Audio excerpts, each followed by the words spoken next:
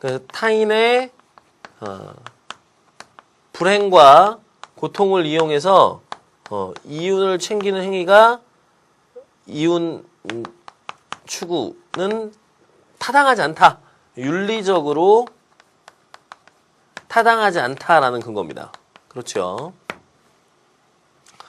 그래서 그는 지금은 자발적 구매자가 자유로운 선택으로 시장에 들어가 자발적 판매자를 만나고 가격은 수요와 공급에 따라 결정되는 정상적인 자유시장 상황 아니다.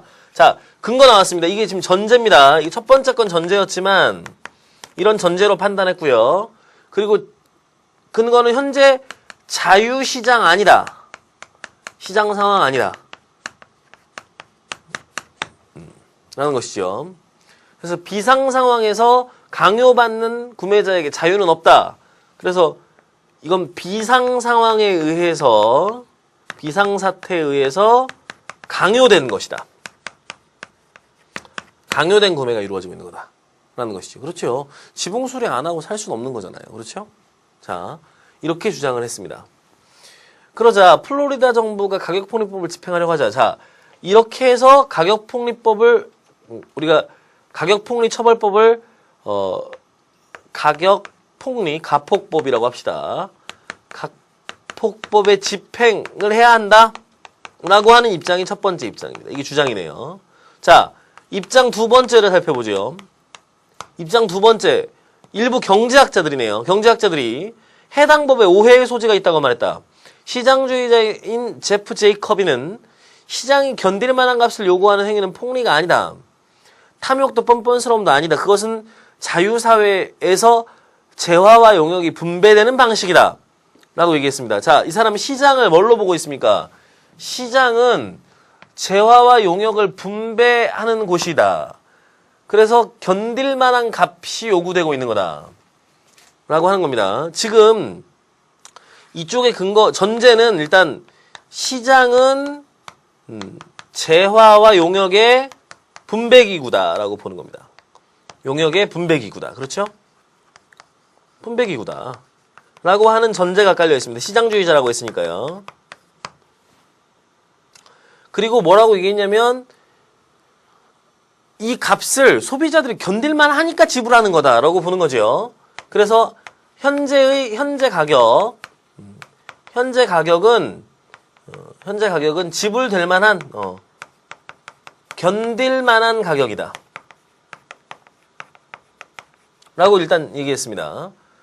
강력한 폭풍으로 삶이 수렁에 빠진 사람들에게 가격 급등은 화나는 일이지만 화가 난다고 해서 자유시장을 방해해서는 안 된다. 자, 이쪽은 자유시장을 방해해서는 안 된다는 주장입니다. 방해하면 안 된다? 방해하지 말라? 라는 주장입니다. 자, 제이커비의 마저 가보죠. 결론은 이렇다. 장사꾼을 악마로 만든다고 해서 플로리다의 복구 속도가 빨라지지 않는다. 자, 이게 무슨 얘기인가요? 그렇습니다. 시장이 활성화된 상태에서만 뭐가 된다는 거죠? 복구가 된다는 겁니다. 그렇죠? 빨리빨리 재화와 용역이 분배가 된다는 거죠. 다시 말하면 쉽게 얘기하면 이런 겁니다. 플로리다 주 안에는요, 예를 들어 지붕을 수리할 수 있는 업자가 별로 없을 수도 있습니다. 하지만 가격이 올라가면 외부에서 이런 업자들이 유입될 겁니다. 그렇죠? 교통비라든지 운반 비용 등을 상회하고 남는 가격이 되니까요. 그러니까 훨씬 더 어때요? 빠른 복구가 이루어질 수 있습니다. 다른 제품들도 가격이 높아지게 되면 상대적으로 이쪽으로 더 많은 제품들이 분배가 집중되겠죠. 그를 통해서 훨씬 더 빠른 복구가 가능해질 수 있다는 것이죠. 그래서 두 번째 근거는 시장을 그대로 놓아둬야 복구 속도가 빨라진다 라는 겁니다. 복구 속도를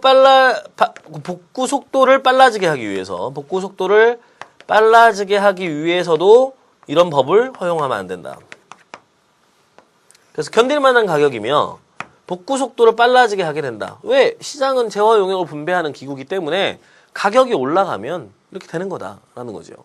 자, 그러면 우리가 이제 확인해 볼 수 있습니다. 두 입장은 가격폭리처벌법을 시행해서 시장을 통제해야 한다라는 주장과 그리고 또 한 주장은 자유시장을 그대로 놓아두어야 한다.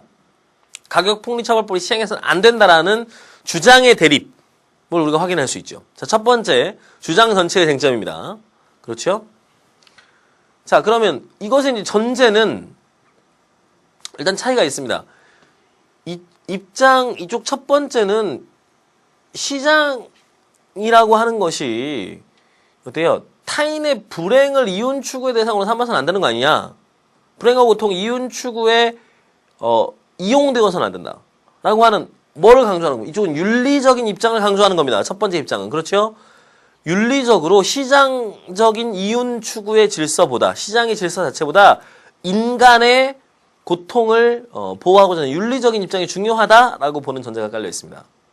이쪽은 정의로운 선택, 옳은 선택의 근거로 인간적 가치, 인간적 윤리의 가치를 전제하고 있는 것이죠. 입장 두 번째는 어떻습니까? 뭐를 전제하고 있습니까? 시장은 재화와 용역의 분배기구다. 그래서 그냥 놓아두어야 제일 효율적이다. 이쪽은 효율적인 어때요? 시장의 기능이 이루어지는 것이 무엇보다 중요하다라고 보는 관점입니다. 그렇죠? 그래서 이런 관점들이 애초에 다르다라고 하는 것. 이쪽은 인간의 가치를 중시하고 이쪽은 시장을 통한 효율성의 가치를 중시하고 있다는 차이를 여러분들이 짚어낼 수 있어야 됩니다. 예, 그 다음은 이제 근거의 차이로 가보죠. 근거들을 보죠.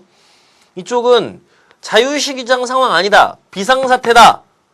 그래서 이건 강요되는 소비다. 라고 얘기했습니다. 하지만 이쪽은 아니다. 견딜만한 가격이다. 견딜만 하니까 사는 거다. 라고 얘기했습니다. 이 두 근거 대립됩니다. 그렇죠? 근거 대립 확인되나요? 예. 자, 그 다음에 이쪽은 복구 속도가 빨라진다. 그냥 놓아두면. 그렇죠? 이쪽은 거기에 대해서는 이야기하지 않았습니다. 하지만 어떻습니까? 여기에 전제가 되어 있는 것은 이런 겁니다. 과도한 이윤 추구가 이루어지게 되면 시장 안에서의 서로 간의 신뢰가 무너지게 되고 그렇게 함으로써 시장이 도리어 활발하게 기능하지 못하게 될 것이다. 라고 보는 겁니다. 그렇죠? 사람들은 시장을 믿지 않게 될 겁니다. 사람들이 서로가 서로에게 끊임없이 더 많은 이익을 얻으려고 할 것이라는 거죠. 그래서 이 근거에 대해서는 사실 입장 1에서 분명히 언급은 안 됐습니다만 우리가 어떻게 해야 됩니까? 추정해줘야 됩니다. 그렇죠. 이쪽은 결국 이런 사태가 되면 시장의 불신이 팽배해서 도리어 시장이 제 기능을 못하게 될 거다.